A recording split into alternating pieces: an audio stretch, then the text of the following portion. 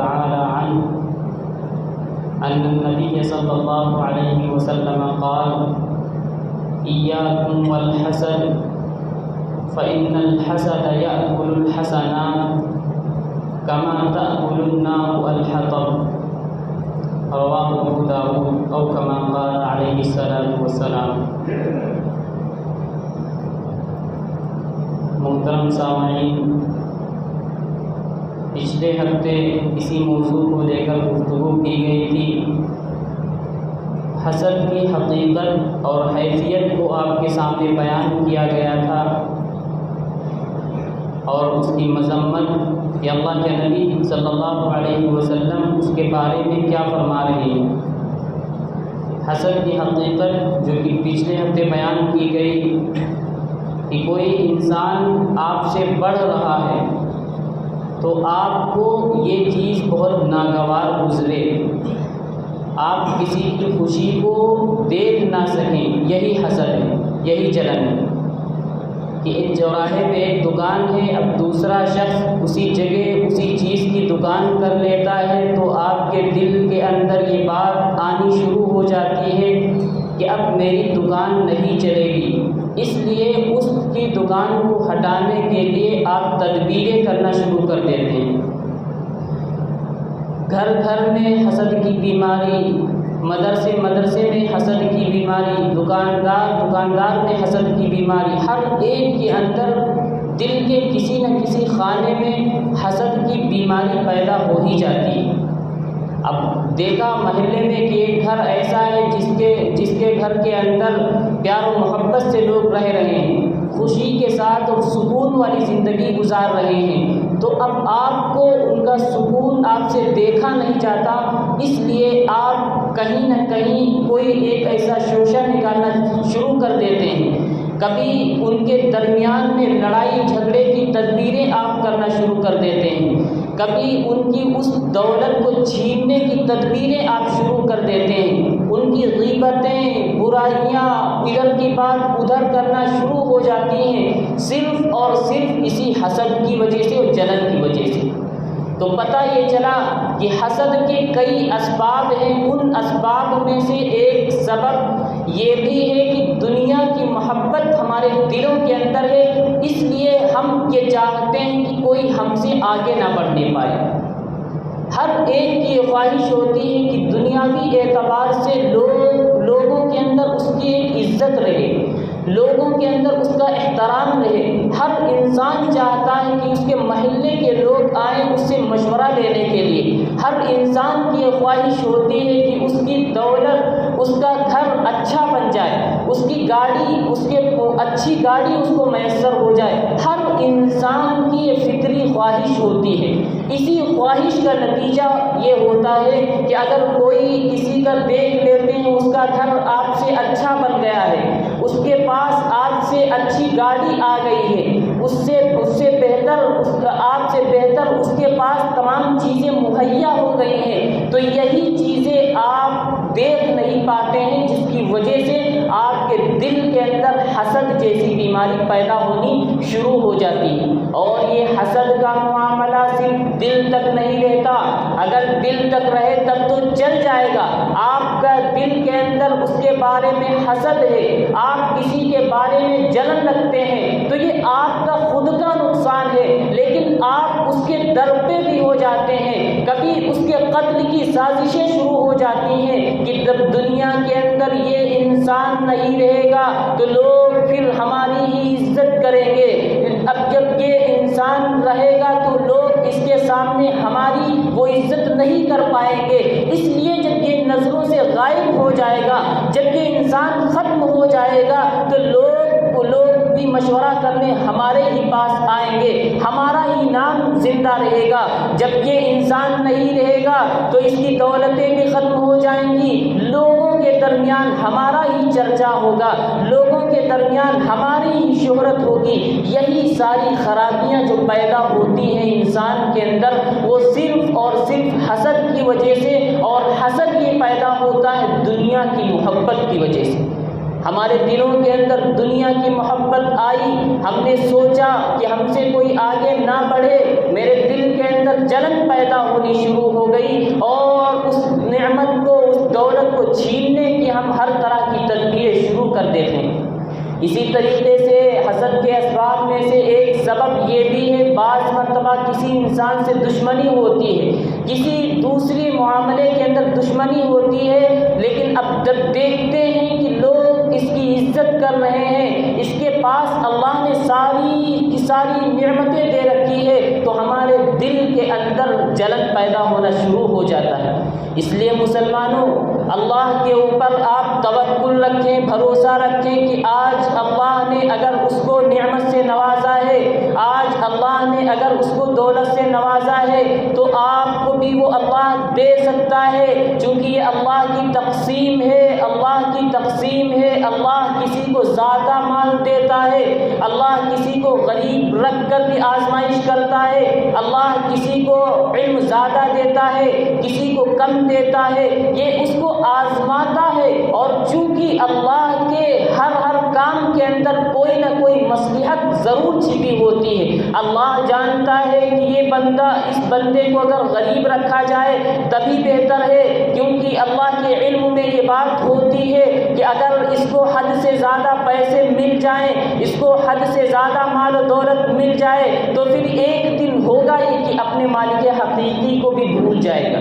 اس لیے اللہ کے علم میں ہے، جب یہ اللہ کی تقسیم ہے، اللہ نے تقسیم کیا ہے، تو ہمیں ٹینشن لینے کی ضرورت ہی نہیں۔ آج آپ کے پاس نہیں ہے، آپ اللہ سے دعا کریں، اللہ کے سامنے روئیں، چونکہ دینے والی ذات بھی اللہ کی ہے۔ آپ کے پڑوس میں کوئی دکان کھل گئی ہے تو آپ کے دل کے اندر یہ بات نہیں آنی چاہیے کہ اس دکان کی وجہ سے اب میری دکان نہیں چلے گی، اس دکان کی وجہ سے میرے کاروبار نہیں چل پائے گا۔ یہ شکوہ اگر آپ کو کرنا ہے تو آپ اپنے اللہ سے کریں، یقیناً اللہ کوئی نہ کوئی راستہ نکال دے گا۔ اب مارکیٹ کے اندر ایک طرح کی نہ جانے کتنی دکانیں ہوتی ہیں، لیکن کیا کسی دکان کے کھلنے کی وجہ سے اس جو پرانی دکان ہوتی ہے اس کا کاروبار بند ہوتا؟ نہیں بند ہوتا۔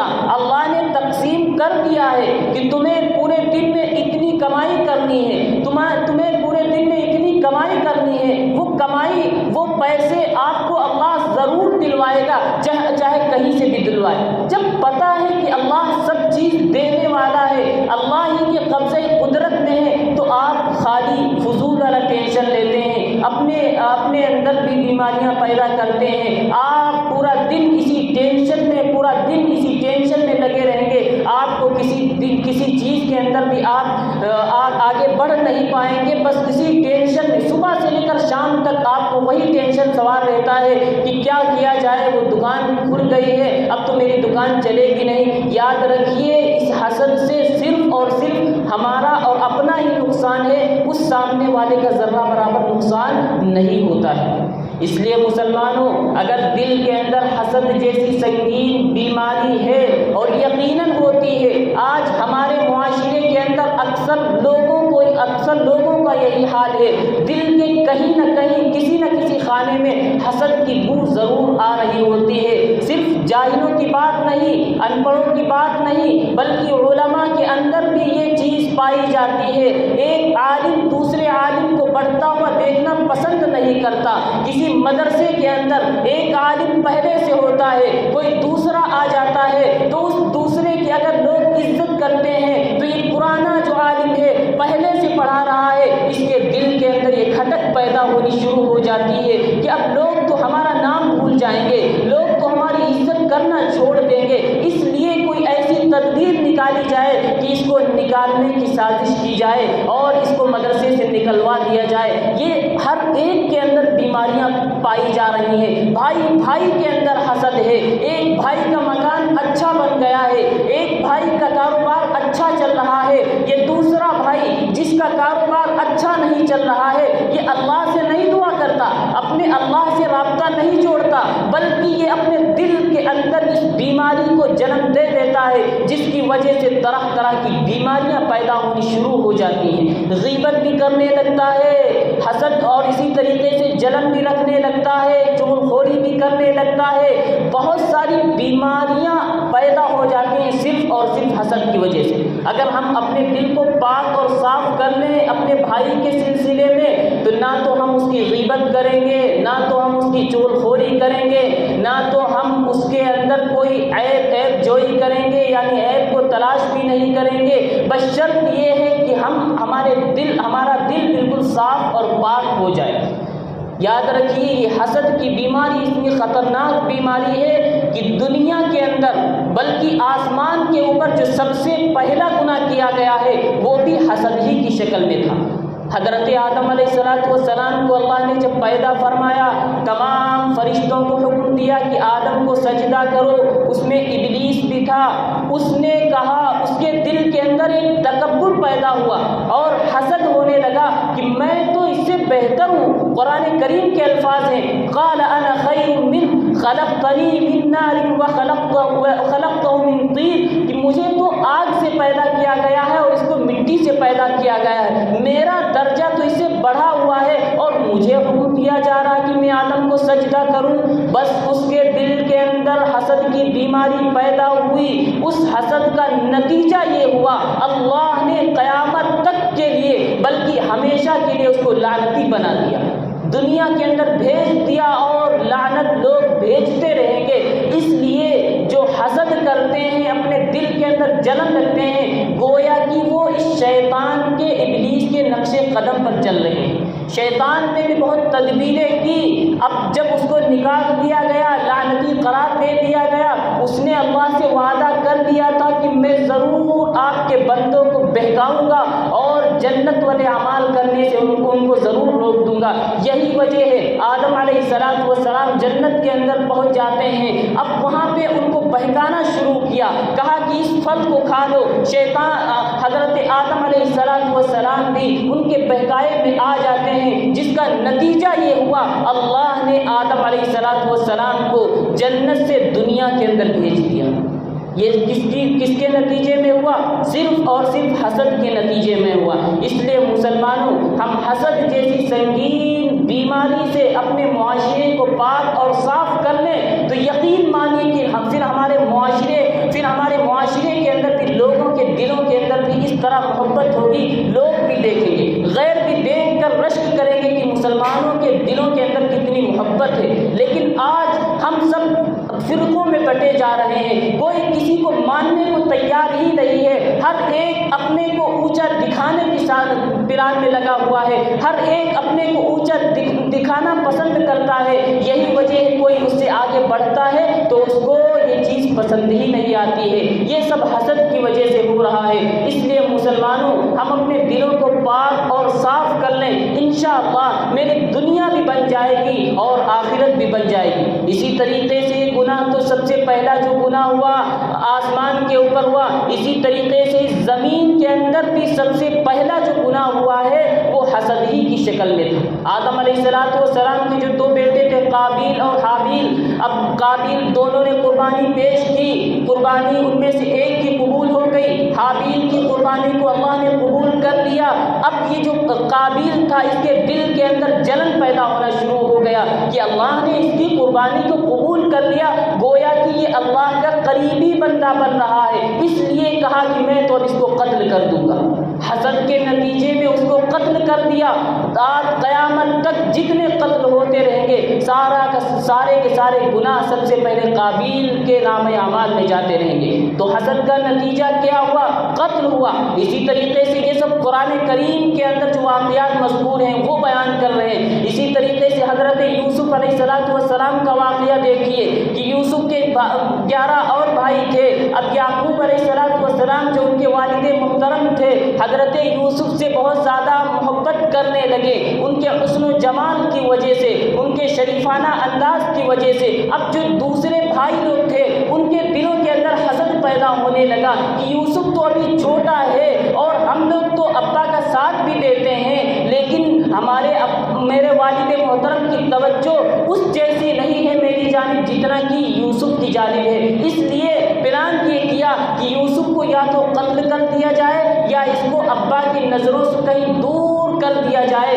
تو ابا جب ان کے سامنے یوسف نہیں ہوں گے تو ان کی توجہ بھی میری جانب کھینچی چلی آئے گی۔ चुनाचे उन लोगों ने तदबीरें की और यहाँ तक कि उस यूसुफ अलैहिस्सलाम को दूर जंगल में डाल कर आ गए थे, कुएं के अंदर डाल दिया। ये ख्याल कर लिया था कि अब यूसुफ नहीं होंगे तो इनकी तवज्जो मेरे वालिद मोहतरम की हमारी जानिब हो जाएगी। तो इसका नतीजा भी क्या हुआ, अपने बाप से उसके बेटे को जो दूर किया, यूसुफ को दूर किया, नतीजा क्या, वजह क्या बनी, यही हसद है। तो इस हसद की वजह से ना जाने कितनी संगीनियां पैदा हो जाती हैं, भाई भाई के अंदर इख्तिलाफात शुरू हो जाते हैं, बहन बहन के अंदर इख्तिलाफात शुरू हो जाते हैं, घर घर के अंदर इख्तिलाफात शुरू हो जाते हैं, सिर्फ और सिर्फ हसद की वजह से। इसलिए मुसलमानों, हम अपने दिलों को हसद से पाक और साफ कर लें, इंशाअल्लाह हम बहुत आफियत के साथ ज़िंदगी गुजारेंगे। एक किताब आती है अल-मुजालसा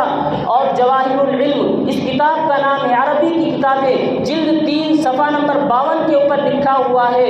इमाम अस्मई रहमतुल्लाहि अलैह, एक कबीला बनु उज़रा के एक शख्स जिसकी उम्र 120 साल थी, उससे पूछा कि तुम्हारी इतनी ज़्यादा उम्र कैसे हुई? तो उन्होंने जवाब ये दिया कि मैंने हसद करना छोड़ दिया, इसलिए मैं आज तक बचा हूँ। इसलिए जो इंसान हसद करता है कि वो ज़्यादा ज़िंदगी उसको मैसर नहीं हो पाती है, उसको तरह तरह की बीमारियां शुरू हो जाती हैं। जब हर वक्त कोई इंसान टेंशन में रहेगा, डिप्रेशन में रहेगा, तो बताएं कहाँ उस तरह तरह की बीमारियां उसके जिस्म के अंदर पैदा होनी शुरू हो जाएंगी। इसलिए हम अगर चाहते हैं कि हमारी ज़िंदगी ज़्यादा रहे, हमारी ज़िंदगी के अंदर इजाफा हो जाए, तो हम अपने दिलों को पाक और साफ कर लें, सुकून के साथ ज़िंदगी गुजरेगी। अगर अल्लाह ने उसको माल और दौलत दिया है, आपको खुश होना चाहिए कि अल्लाह ने आज इसको दिया है, किसी दिन अल्लाह हमें भी दे देगा, इसमें भी अल्लाह की मसलिहत है। आज अल्लाह ने उसको एक बेहतरीन गाड़ी दी है, हमें भी किसी दिन गाड़ी दे देगा। इस तरह अगर हम सोचें और इस तरह हम उस बंदे के लिए दुआ करें, तो यकीन मानिए मेरी ज़िंदगी में बड़ी सुकून वाली ज़िंदगी गुजर जाएगी। लेकिन अगर हमने अपने दिल को पाक और साफ नहीं किया, इन संगीनियों के अंदर मुब्तला रखा, तो याद रखिए मेरी दुनिया भी चली जाएगी, मेरी दुनिया भी बर्बाद हो जाएगी, और आखिरत में जब हम अपने नामे आमाल को देखेंगे तो वो भी बिल्कुल सादा ही मिलेगा। चूँकि अल्लाह के नबी सल्लल्लाहु अलैहि वसल्लम इरशाद फरमा चुके, इय्याकुम वल हसद फ़इन्नल हसद याकुलुल हसनात कमा ताकुलुन नार अल हतब। ये जो हसद करता है इंसान, ये गोया कि अपनी नेकियों को अपने भाई के नामे आमाल के अंदर मुंतकिल कर रहा होता है, गोया कि ये दुनियावी और आखिरत के एतबार से, दोनों के एतबार से उसको नफ़ा पहुंचा रहा। आपका क्या हो रहा, क्या मिल रहा? कुछ भी नहीं। एक बुजुर्ग के बारे में इस तरह का वाक़या है कि लोग उनकी गीबत करते थे। एक साहब मजलिस में उठे, क्या हजरत आपकी तो लोग वही गीबतें कर रहे हैं, आपको बहुत बुरा भला कह रहे हैं। तो हजरत खामोश हुए, कोई जवाब नहीं दिया। अपने घर जाते हैं, घर जाने के बाद एक कीमती तोहफा दिया और कहा कि उस भाई के घर में भेज दो जिसने हमारी गीबत की, हमारे बारे में हसद रखा और हमको बुरा भला कहा। अब लोगों ने कहा हजरत ये तो आपकी बुराई कर रहा है और आप उसका नतीजा ये, यानी आप उसको इतना कीमती तोहफा दे रहे हैं। तो कहा अरे वो बुराई तो कर रहा है, लेकिन वो हमारे गोया कि वो हमारा मुहसिन है, हमारे ऊपर वो एहसान कर रहा है। एहसान इस तौर पर कर रहा है कि वो मेरी गीबत करके, मेरी बुराई करके अपनी नेकियों को मेरे नामे आमाल में मुंतकिल कर रहा है। तो गोया कि ये तो मेरी आखिरत की ज़िंदगी को संवार रहा है। इसलिए मैंने सोचा मैं तो आखिरत का बदला तो नहीं, मैं दुनिया ही के अंदर इसका बदला दे दूँ। इसलिए जो गीबत करते हैं दूसरों की, जो चोरखोरी करते हैं, जो हसद रखते हैं, गोया कि वो अपने नामे आमाल के अंदर जो नेकियां लिखी हुई हैं, उन नेकियों को मुंतकिल कर देते हैं उस अपने भाई के नामे आमाल के अंदर। गोया कि वो साबित कर देते हैं मुझे नेकियों की ज़रूरत नहीं है, आप नेकियों को ले लीजिए। अब जब आखिरत में देखेगा नामे आमाल, पूरा नामे आमाल तो इसका सादा है, तब पता चलेगा इस गुनाह की संगीनी का इल्म उस वक्त होगा। आज तो हम लोग संगीनी का इल्म हमें पता नहीं कि कितना ख़तरनाक गुनाह है, दुनियावी एतबार से और आखिरत के एतबार से, दोनों एतबार से बहुत ख़तरनाक गुनाह है। इसलिए हम सब अपने दिलों को पाक और साफ कर लें, सुकून वाली ज़िंदगी अल्लाह मैसर कर देगा। अगर हम किसी को देखें कि वो हमसे बढ़ रहा है, अल्लाह से दुआ करें। बुजुर्गों ने लिखा है कि जो 3 काम कर लेगा तो हसद की बीमारी से महफूज रहेगा। सबसे पहला काम तो ये है जो हसद कर रहा है, किसी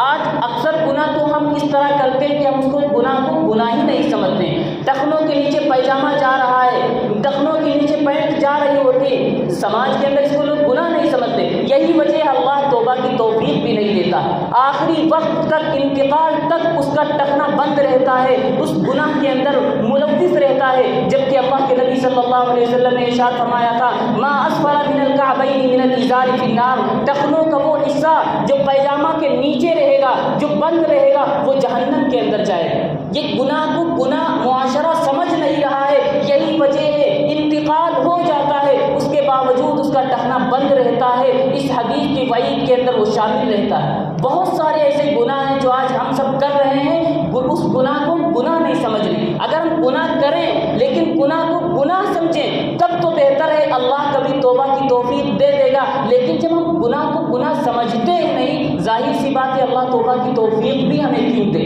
کوئی بڑا ہم سے گناہ ہو جاتا ہے، زناکاری ہو جاتی ہے، کوئی بہت بڑا گناہ ہو جاتا ہے تو انسان کے دل میں ٹینشن سے پیدا ہو جاتا ہے، بہت زیادہ غمگین رہتا ہے بعد میں کہ ہاں ہم سے کچھ گناہ ضرور ہوا ہے۔ اب جب یہ سوچے گا، ہر وقت فکر میں لگا رہے گا، تو کبھی نہ کبھی وہ 2 رکعت نماز پڑھ کر اپنے اللہ کے سامنے روئے گا کہ گڑ گڑائے گا۔ لیکن جب ہم اس گناہ کو سمجھ نہیں لیکن جو گناہ کو گناہ سمجھ ہی نہیں رہے ہیں، ہمیں ٹینشن بھی نہیں ہو رہا، ہمیں فکر بھی نہیں لاحق ہو رہی، اس لیے اللہ کبھی توبہ کی توفیق بھی نہیں دیتا ہے۔ یہی حال حسد کا بھی ہے کہ ہم حسد کر لیتے ہیں، اسی طریقے سے ہم غیبت کر لیتے ہیں اور یہ کہہ دیتے ہیں کہ بات آئی تو کہہ دیا۔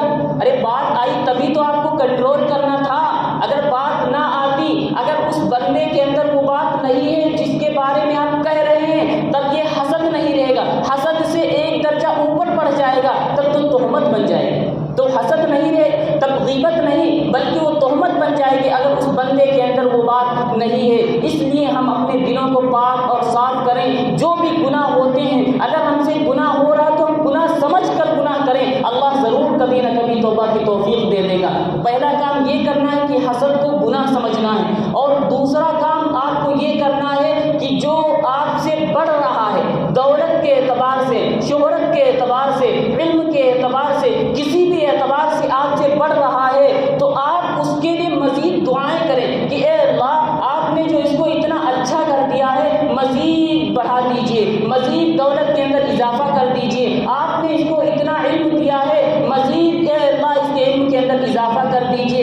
اس طرح اگر آپ دعا کریں گے، یقیناً یہ دعا کرنا بہت آسان نہیں، بہت مشکل پڑے گا، آپ کے نفس کے اوپر آرے چل رہے ہوں گے، شیطان آپ کو بہکا رہا ہوگا کہ ارے تو بے وقوف انسان ہے، تجھے تو جلن رکھنا چاہیے، تجھے تو تدبیریں کرنی چاہیے، اور تو اس کے لیے دعائیں کر رہا ہے۔ جب یہ شیطان دیکھے گا تو وہ بھی آپ سے دور بھاگ جائے گا۔ اس لیے جب ہم کسی کو اپنے سے بڑھتا ہوا دیکھیں کہ محلے میں ایک دکان مزید کھل گئی ہے، آپ اس کے لیے دعا کریں، اے اللہ اس کی دکان کے اندر جیسے میری دکان چل رہی ہے، اس سے بہتر اس کی دکان چلا دیجئے۔ اس طرح آپ دعا کریں گے، یقین مانیے آپ دنیا کے اندر اس کا فائدہ محسوس کریں گے۔ اگر اس طرح آپ یہ سارے کام کریں گے، آپ حسد کو حسد سمجھیں، اور اسی طریقے سے اس گناہ کو گناہ سمجھیں کہ ہم سے گناہ ہو رہا ہے، اس کے حق میں دعا کریں۔ اور تیسرا کام یہ کرنا ہے، خوب استغفار کی کثرت رکھیں اور اپنے حق میں بھی دعا کریں۔ اس کو دیکھیں اللہ نے اس کو مال سے نوازا ہے،